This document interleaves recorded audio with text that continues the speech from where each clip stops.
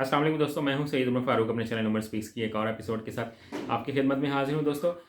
आज की एपिसोड भी हज से रिलेटेड एपिसोड है और आज के एपिसोड में एक एक्सपेक्टेड डेट जो है वो किसी हद तक सुनी सुनाई आ रही है कि कब तक हज की रजिस्ट्रेशन पाकिस्तान से स्टार्ट हो जाएगी।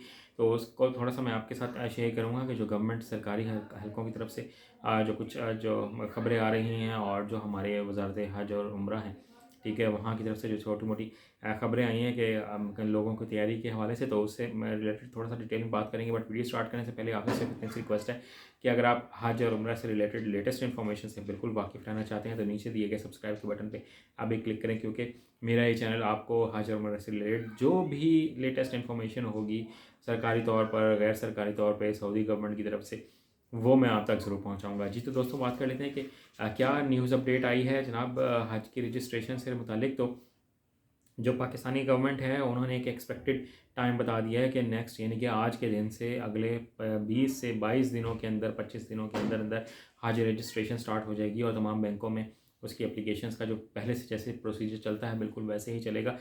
तो आप अपनी तैयारी बिल्कुल कंप्लीट कर लें। मैंने हज से मुतालिक जो पहले भी वीडियो बनाई हुई है कि जिसमें आपने अपने कौन कौन से डॉक्यूमेंट्स तैयार करने हैं, तो उस वीडियो को ज़रा कम्प्लीटली देख लीजिएगा, क्योंकि जो लोग पहली दफ़ा हज करने जा रहे हैं उनके लिए ये वीडियो बहुत इंपॉर्टेंट है। या जिन लोगों ने बहुत अर्सा पहले हज किया था तो वो भी एक दफ़ा ये वीडियो ज़रूर देख लें ताकि उनको भी कोई प्रॉब्लम फेस ना करनी पड़े।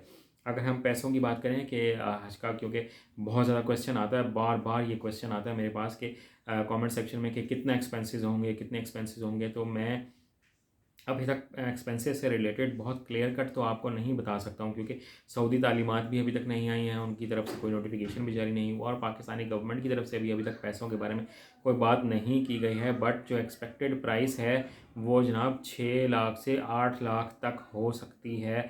डिपेंड करता है कि डॉलर की प्राइस और रियाल की प्राइस कितनी फ्लक्चुएट करती है, कितना उसमें चेंज आता जाता रहता है। बट सऊदी गवर्नमेंट ने ये ज़रूर कहा है, क्योंकि अभी कुछ दिनों पहले हज कॉन्फ्रेंस हुई थी तो उसमें उन्होंने ये ज़रूर कहा था कि हम पिछले साल की निस्बत, क्योंकि पिछले साल 10 लाख लोगों ने हज अदा किया था, तो इस साल क्योंकि हज में ज़्यादा हाजी साहिबान होंगे तो उम्मीद यही है कि प्राइस जो है हज की जो कीमत होगी वो किसी हद तक कम ज़रूर होगी। तो मैं यही दुआ करता हूँ कि अल्लाह ताला हज की जो खर्चा है, जो एक्सपेंसेस हैं, वो किसी हद तक कम ज़रूर करवा दें, ताकि बहुत से लोग जो हज अफोर्ड नहीं कर सकते हैं वो भी अफोर्ड कर सकें। तो फिर भी अपने माइंड में 6 लाख तो कम से कम ज़रूर आपने अपने माइंड में ये रखना है, क्योंकि इससे कम में तो शायद पॉसिबल नहीं होगा।